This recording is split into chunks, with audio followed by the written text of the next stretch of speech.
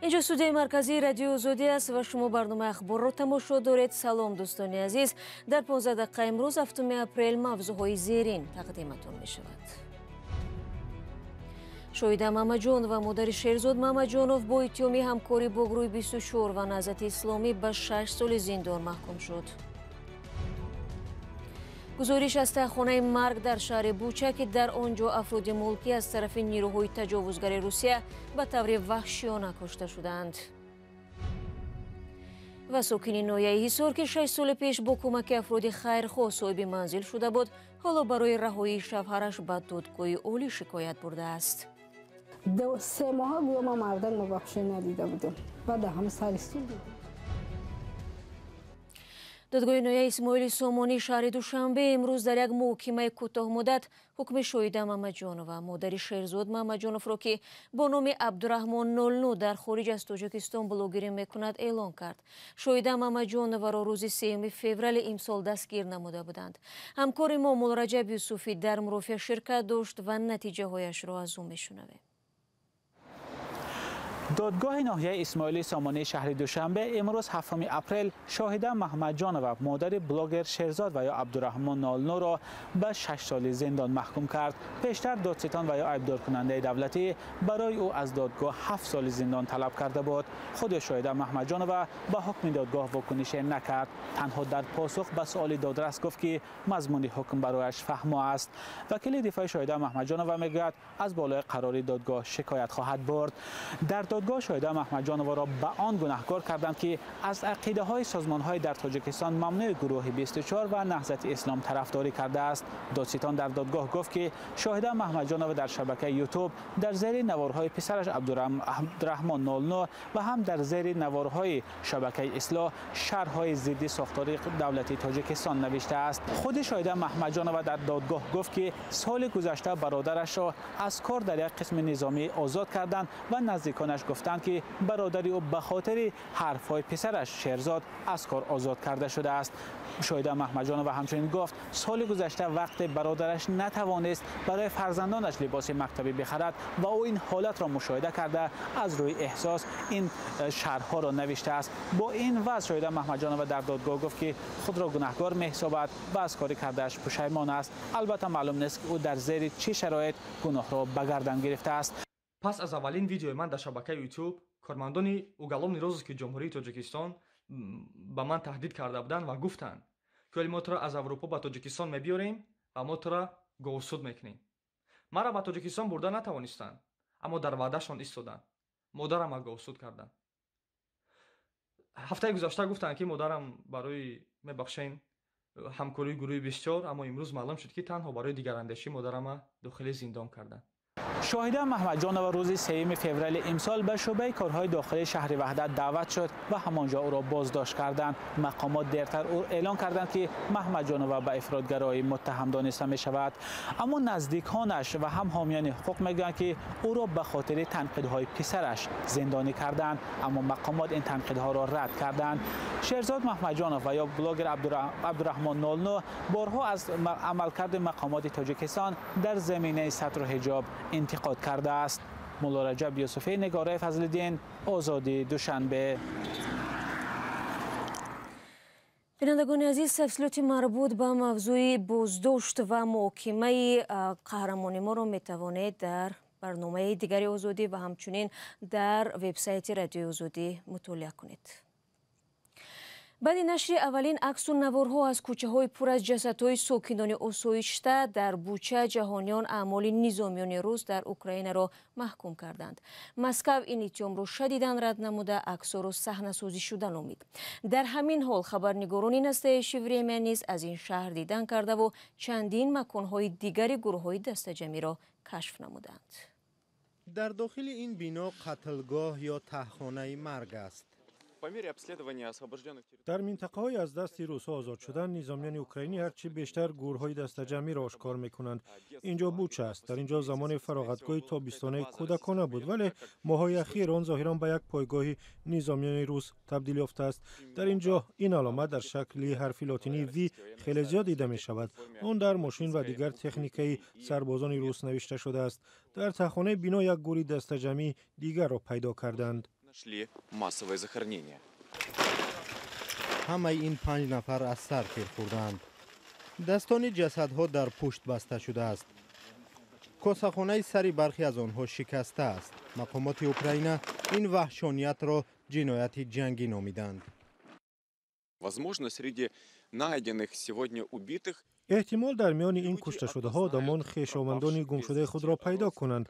ما البته تمام وحشانیت را نشان نمیدهیم، اما طور پلیس میگوید نشانه های وجود دارند مثل رنگ موی، پای افزار، لباس که می شود از روی آن جسد را شناسایی کرد. обувь или элементарно одежда. تقریباً 25 کیلومتر دورتر در جنگل 4 جسد دیگر پیدا شد. جسد یک نفر دیگر در چاه پرتافته شده بود. این کشته شده هم در محل نزدیک به دهه ماتیژین آشکار شده است. اینجا جسد رئیس دهه و عائله او خوابیده است. این مرد یکی از پیوندان این خانواده است. цивільних, беззбройних, абсолютно ніяк. آنها مردمی آسایشته، مردمی بی سلاحی را که به کسی خطر ندارند کشته ایستادند. این فاشیسم. آنها میخواهند ما را نابود کنند. Просто як вид.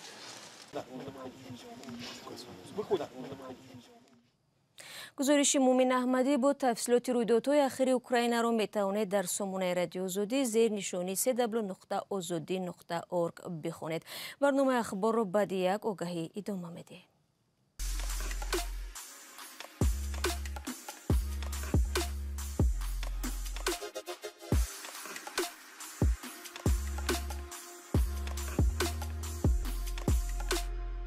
همه چیزی که میخواهند و میخواهید در اینجا هست. تازه‌ترین اخبار، گزارش‌های ویدیویی، شرح حادثه و تحقیقات ژورنالیستی. زمینه رادیو آزادی را نصب کنید و همه این را با انگشت زدن به تلفن هوشمند خود به دست بیارید. شما برنامه اخباری آزادی را تماشا دارید. خانواده زهرا سیف‌اللهی و از نویه حصار از بالای حکم دادگاه این شهر برای آزادی شوهرش چوپان کیرویه‌ای که با رمه گوسفندهای مردم چند سال پیش ناپدید شده بود به دادگاه عالی شکایت برده است.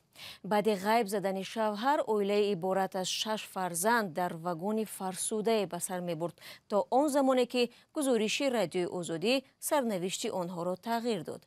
پس آن شوهر زهرا سیف‌اللهی و برگشت، ولی دیری نگذشته بازداشت شد. شهلای عبدالله در این باره جزئیات می‌دهد.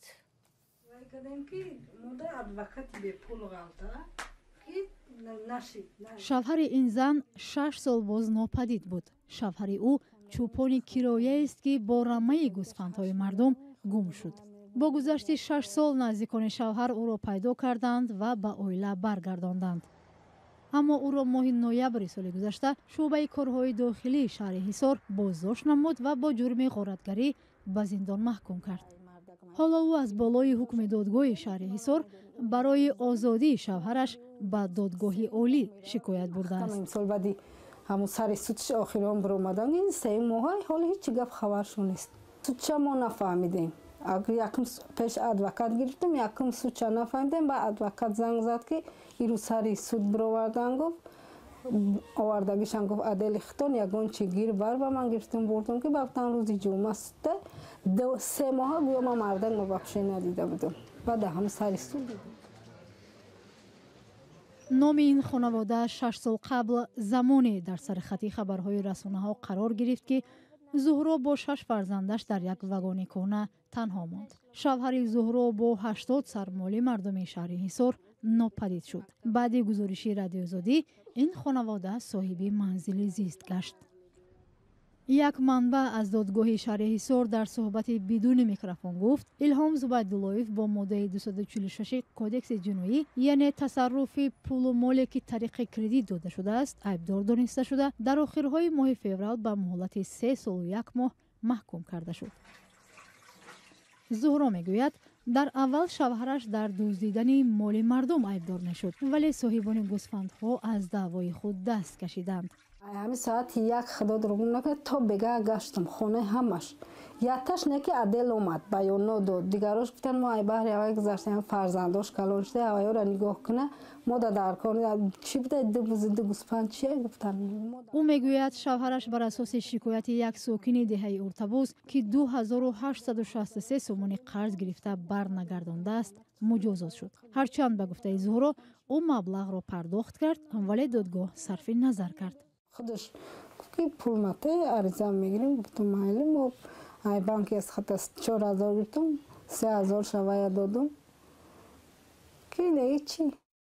به گفته زهرا شوهرش 6 سال پیش وقتی با رمه گوسفندانی همدیه ها به سراغ منطقه های سرعلف می رود در سرحد قرقیزستان دستگیر می شود.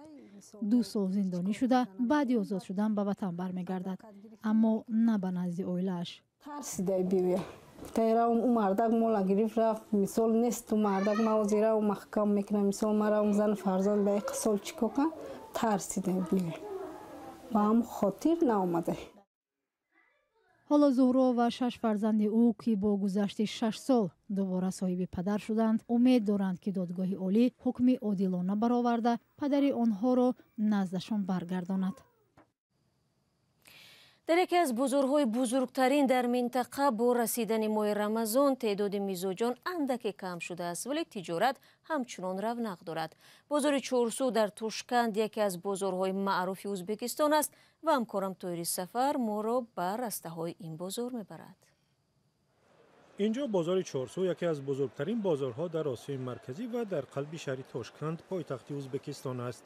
روزانه در آن صدها نفر کار و هزاران نفر خرید میکنند. همه انواع خوردنی را در اینجا میتوان یافت. شیر، جرغوت، قیمق، برینز، پنیر از شیر بوز داریم. همه این را از شیر حاصل میکنیم. همه‌اش را در خانه تولید میکنیم. اینش چکه است که خودمان استحصال میکنیم. یک گوشه بزرگ بازار چورسو برای فروشندگان میوه خشک است که در بین سیاحان خریداری زیاد دارد. فروشندگانش هم در تعریف محصولات خویش استادند. مایز من از سمرقندن کلده. این مویز از سمرقند آورده شده است. گموگلوبین را زیاد می کند و برای آدم بسیار فایده دارد. این زردآلو است. این قولینگ را از فرغانه آورده ایم. یگان دارو اضافه نکرده ایم و بسیار شیرین است. خوره اورک دارالنمگان دیده و شیرین. در اینجا مثل بازارهای تاجیکستان سبزیجات را از خانه ها و کشتزارهای خود آورده می فروشند. طبیعی است که در فصل بهار انواع آن زیادتر می شود. ما همه این سبزیجات را خودمون پرورش میکنیم. بروکلی را بیشتر برای سالاد استفاده میبرند. گرمداری دونگانی، کرم سبز و سرخ، قلمفور داریم. همه محصولات ضروری برای لغمان را داریم. سیر غنی از ویتامین، همه چی داریم. رسته مخصوص قروت فروشی نیز در این بازار هست و در آن 10 نوع قروت را می‌یابید که در تاجیکستان هم طلبکاری زیاد دارد. قروت این بازار تا به ترکیه و کشورهای عربی می‌رفته است. مشتری‌های ما از دبی و ترکیه می‌آیند. بسیارشان تلفن‌های مرا می‌گیرند و می‌گویند که از طریق آدمانشان به آنها فرستم. آنها از نوع‌های گوناگون قروت 10 کیلوگرم می‌گیرند. قروت با ریحان، بادام و هر نوع دیگر 10 یا 20 کیلویی می‌خرند.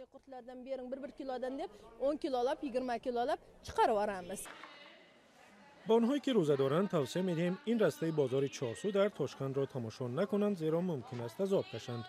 میزبان تاجیکی این بازار پس از باز شدن مرز بین تاجیکستان و ازبکستان زیادتر شده است. سیاحان اساساً برای چشیدن تمام خوراک‌ها می‌آیند. بسیار نمی‌خرند. آنها درباره خوراک در جای می‌شنوند و زود می‌آیند و از هر یکی کم کم می‌چشند. همیشه خرسند می‌روند.